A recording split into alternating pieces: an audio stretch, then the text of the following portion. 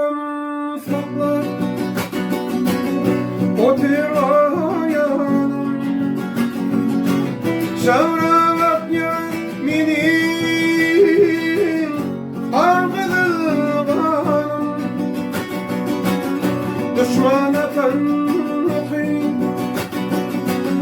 alayda canım. Bir bara bilmem bağışla gece. Oruç diyen bela kime gerek değil.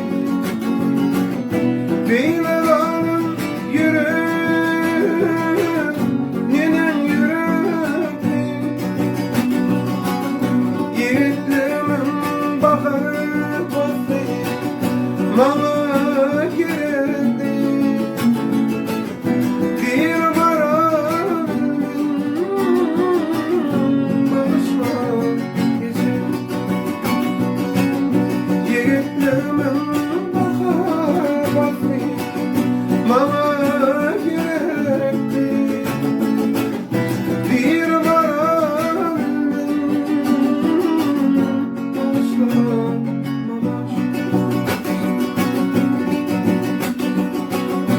oruç diman gidiyor o acelinde. Yoldaşlarım beni bırak dilimle. Şu hatimi yayan kemeren korku demimde. Bir bara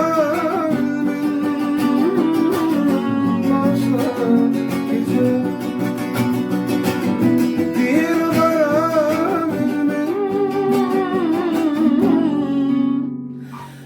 bağışlayın mama.